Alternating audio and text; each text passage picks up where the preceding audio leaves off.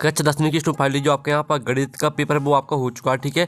और जो इनके आपके यहाँ पर सही उत्तर है वो हम बताने वाले, तो आपको अपने सही उत्तर यहाँ पर मिला लेना है। तो आपके यहाँ पर दिया गया है, ठीक है, एक बहुपद पी एक्स के लिए वाई बराबर पी एक्स का ग्राफ एक्स अक्ष को दो बिंदुओं पर प्रतिष्ठित करता है, तो बहुपद पी एक्स के शून्यों की संख्या होगी, तो इसका राइट आंसर आपका 2 हो जाएगा। फिर आपका यहाँ पर देख लीजिए, जो आपके यहाँ पर दिया गया है, यदि रेखिक समीकरण युग्म, ठीक है, a1x और प्लस b1y प्लस c1 बराबर 0 तथा a2x plus b2y plus c2 बराबर 0 का एक अद्वितीय हल है, तो समीकरण युग्म द्वारा निरूपित रेखा होगी, तो इसका आंसर है प्रतिच्छेदी। फिर आपका यहाँ पर तीसरा दिया समांतर श्रेणी a plus D a plus 2d a plus 3d का व्यापक पद है, तो इसका आंसर आपका डी हो जाएगा। फिर जो आपका चौथा आता है, तो चौथे का राइट आंसर आपका ए हो जाएगा 5.6 सेंटीमीटर। और जो आपका आता है बिंदु p, ठीक है, एक्स वाई की मूल बिंदु से दूरी, तो √x² प्लस y² हो जाएगी।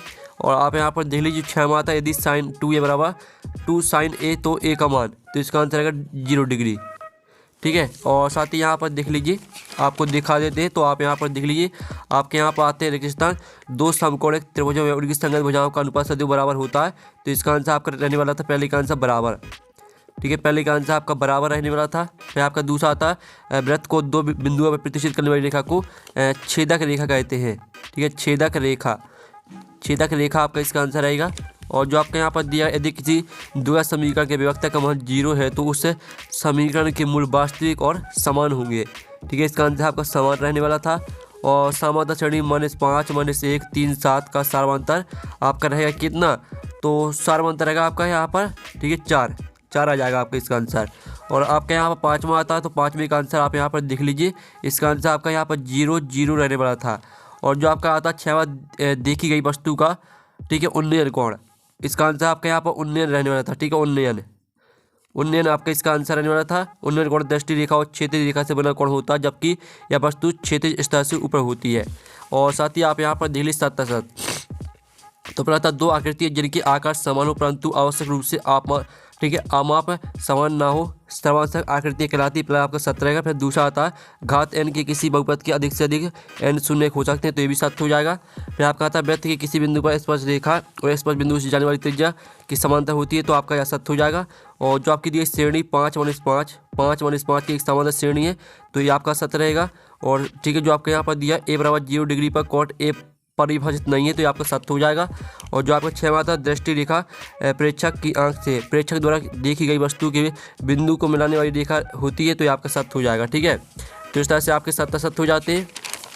और साथ ही यहाँ पर देख लीजिए आपकी सही जोड़ी आती हैं, तो हम यहाँ पर सही जोड़ी कंप्लीट कर लेते हैं। पहले आती है आपकी 108, तो 108 को आपको किससे मैच करना है, इसको आपको, ठीक है, इससे मैच कर देना है, ई से। फिर दूसरी आती है x⁻3 के शून्यों का गुणनफल, तो इसको मैच कर देना आपको -3 से, ठीक है। फिर जो आपके यहाँ पर दिए -5x² प्लस 15x प्लस 2 के शून्यों का योगफल, तो इसको मैच कर देना आपको 3 से। और जो आपके थे मूल बिंदु के निर्देशांक, तो यहाँ पर 0 0 होते हैं, ठीक है, आपकी चौथी हो जाएगी। और tan 45 degree plus cot 45 degree, तो पाँचवीं आपको मैच करनी है यहाँ पर 1 से। और जो आपके आदि sec² प्लस tan² तो इसको आपको यहाँ पर, ठीक है, 2 से मैच कर देना है। तो इस तरह से जो आपकी सही जोड़ी वो कंप्लीट हो जाती है, ठीक है। और आप यहाँ पर देख लीजिए एक शतभाग में होता है, तो यहाँ पर समांतर श्रेणी 5 3 1 के 10 पदों का योग कितना होगा, आपको 10 पदों का योग निकालना था, ठीक है।